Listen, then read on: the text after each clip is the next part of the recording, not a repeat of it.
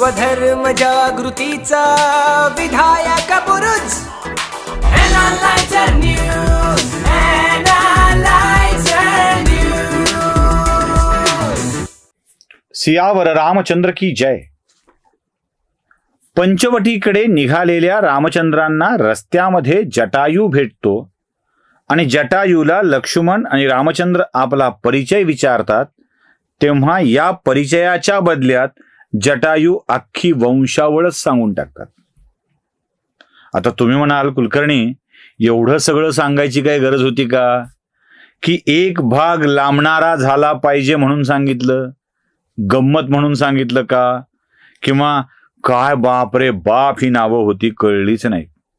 33 कोटी देव, काय 33 कोटी देवाविषयी आपण बऱ्यापैकी ऐकलंय, त्यामुळे ते आपल्याला लवकर लक्षातही येऊन जातं। यातला एक महत्वाचा भाग लक्षात घ्यायचा आहे, तो म्हणजे जटायूचा भाऊ संपाती आहे। जटायू आणि संपाती यांचा पिता अरुण आहे। अरुणाचा भाऊ गरुड आहे। अरुण आणि गरुड हे शुकीचे पुत्र आहेत।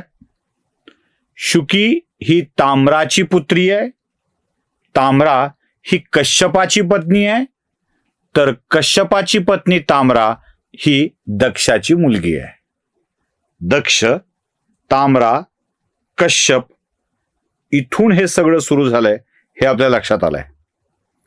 आता गंमत अशी आहे की दक्षाची दनू नावाची जी मुलगी आहे तिला सगळे मानव जन्माला आलेले आहेत। सगळ्या मानवाचा जन्म दनू पासून झालाय आणि दनू कश्यप यांच्यापासून आहे। दक्षाची जी पहिली मुलगी आहे अदिती, त्या अदितीपासून देव जन्माला आलेले आहेत, कश्यप आणि अदितीचे पुत्र म्हणून 33 कोटी देव। या सगळ्यांचा बाप एक आहे हा, गंगोत्री एक आहे, उगम एक आहे, पिता एक आहे, माता वेगवेगळ्या असतील, पिता एक आहे आणि या मातेचा पिता सुद्धा एकच आहे। आता लक्षात येते सगळं कसं गडबडती। म्हणजे आपण कोणीही असो, कोणीही वेगळे नाही आहोत। अगदी हत्ती, घोडे, गंधर्व, देव, दानव हे सगळे आपण एका वंशातले आहोत, एकापासून निर्मित आहोत। दक्ष आणि त्यापासून पुढची सगळी अपत्य आहोत। प्रत्येकाने वेगळं समजण्याचं कारण नाही। प्रवृत्ती बदलत गेल्या, काम बदलत गेलं, मनातल्या भावना बदलत गेल्या, विकार उत्पन्न होत गेला, अवयव बदलत गेली, म्हणून हे सगळं बदलत गेलेलं आहे। त्यामुळं रामाचे पिता दशरथ हेही त्याच कुळातले आणि जटायूही त्याच कुळातला, एकाच कुळातले आपण वेगवेगळ्या गोष्टी घेऊन जन्माला आलो म्हणून वेगवेगळे आहोत। रामचंद्रा, आपण एकच आहोत। जगातल्या प्रत्येक माणसाचा जन्म हा एकत्रित आहे। आणि आता मला सांगा, एवढं असेल तर आपण कसं बरं वेगवेगळे दावे करतो की आमच्या धर्मात जातीयवाद खूप होता? अहो, आम्ही जातीयवादी नाही आहेत, आम्ही हिंदू म्हणून आहेत, हिंदू म्हणून। आमच्या लक्षातच येत नाही हे की आम्ही सगळे हिंदू आहोत। आम्ही जातीमध्ये अडकून पडण्याचा प्रयत्न करतो। जिथे प्राणी, राक्षस, मनुष्य, देवता, पक्षी, गंधर्व या सगळ्यांचा वंश एक आहे। कामं बदलली आहेत, पद्धत बदलली आहेत, म्हणून गडबड झाली आहे। आणि अजून जरा पुढे जाऊन सांगू, जी कथा तुम्हाला मी पुढे शिवकथेत सांगणार आहे।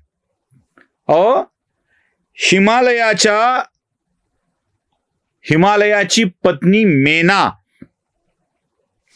ही एका पर्वताचीच मुलगी। हिमालयाची पत्नी मेना, या मेनेला अजून 2 बहिणी होत्या। या 2 बहिणी कोण आहेत ते माहित आहे? म्हणजे हिमालयाची कन्या झालेली मेना, हिला धन्या नावाची आणखी एक बहीण होती. ही धन्या नावाची बहीण कोणाची बायको झाली माहिती आहे का? ती जनकाची बायको झाली. जनक आणि धन्या यांच्या पोटी अयोनिजा, पोटी नव्हे, यांची कन्या सीता. आणि तिसरी अजून एक बहीण होती जिचं नाव कलावती.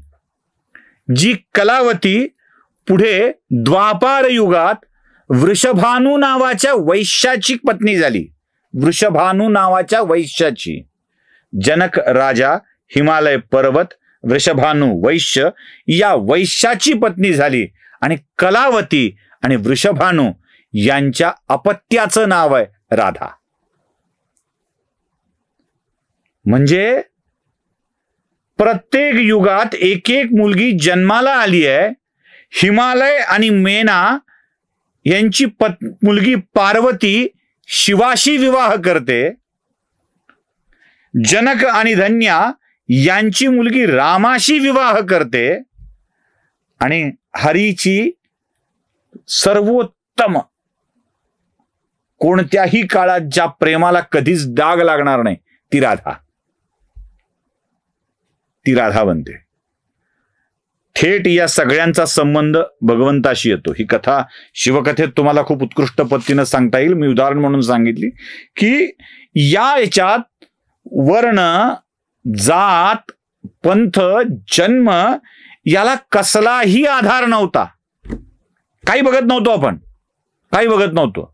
पुढे पुढे या सगळ्यांचा एक एक गट होत गेला. माणसं वाढत गेली, प्राणी वाढत गेले आणि बदल होत गेले. जशा घोड्यांच्या जाती जन्माला आल्या ना, वेगवेगळ्या घोडे जन्माला आले. खरं तर सगळे घोडे हे एकाच मातेच्या पोटी जन्माला आलेले. हरी, सिंह जन्माला आलेले. वानर, लंगूर, सिंह हे सगळे एकाच मातेच्या उदरातून जन्माला आलेले आहेत. सगळे हत्ती मातंगीच्या उदरातून जन्माला आलेले आहेत. सगळ्या गायी या रोहिणीच्या उदरातून जन्माला आलेल्या आहेत. तर सगळे घोडे हे गंधर्वाच्या उदरातून जन्माला आलेले आहेत. आम्हाला कळतच नाही, गंधर्वीच्या, आम्हाला ते कळतच नाही. आम्ही आमच्यामध्येच वाद घालत बसतो. म्हणून मी नेहमी सांगत असतो, हिंदू धर्म जातीचा नाही आहे. जटायूनी हेच सांगितलंय. आणि ही कथा म्हणूनच मुद्दाम रामायणामध्ये आलेली आहे की अरे आमच्या धर्मात जातीचा संबंध येत नाही, अजिबात संबंध येत नाही. कळेल तर शपथ ना. ही सगळी कथा ऐकल्यावर रामचंद्रांना अगदी आपलेपणा वाटतो जटायूच्या विषयामध्ये. जटायूला आलिंगन देतात, म्हणतात महात्मन. महात्मन हा शब्द वापरला.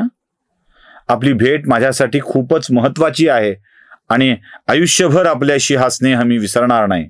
जटायू म्हणतात, रामचंद्रा, माझं तर भाग्य काय उदयाला आलंय काय सांगू. प्रत्यक्ष परमेश्वर मला आलिंगन देतो आहे, यापेक्षा अजून काय पाहिजे. रामा, एक शब्द मी देतो. ज्या पंचवटीच्या परिसरामध्ये आपला निवास असेपर्यंत तुम्ही दोघे बंधू वनात सुरक्षित विचरण करू शकावं, यासाठी तुमच्या कुटीच्या, पर्णकुटीच्या बाहेर मी माता सीतेचा रक्षक बनून राहायला तयार आहे. सीतेच्या रक्षणाचं काम मी करायला तयार आहे. आणि दोघंही आनंदाने याचा स्वीकार करतात. आणि या स्वीकारानंतर रामचंद्रांचा प्रवास सुरू होतोय. जटायूंनीही या मार्गाचं मार्गदर्शन केलेलं आहे. आणि या सगळ्यात जटायू आता रक्षणकर्ता म्हणून थांबणार आहे. यामुळे रामचंद्रांनाही विलक्षण आनंद होतोय. तेही आश्वस्त होत आहेत. काय बघावं, कमाल आहे ना. एक पक्षी म्हणतोय, जगतपालकाच्या पत्नीचं मी रक्षण करीन. काय आत्मविश्वास असतो, काय समर्पणाची भावना आहे, कल्पना आहे. या रक्षणाच्या बदल्यात जीव गमवावा लागू शकतो, कल्पना आहे. जीव गमवावा लागला तरी हरकत नाही, पण मी रक्षण करायला तयार आहे. अरे जीव कामी आलाच तर तो एका स्त्रीच्या रक्षणासाठी यावा, देवाच्या कामासाठी यावा. स्त्रियांचं रक्षण करणं हे देवाचं काम आहे आणि त्यासाठी जीव गेला तर हरकत नाही. ही एका पक्षात भावना असते. आमच्यात कधी येणार एवढाच एक प्रश्न विचारतो आणि आज थांबतो. उद्या उर्वरित कथा बघूया. सियावर रामचंद्र की जय.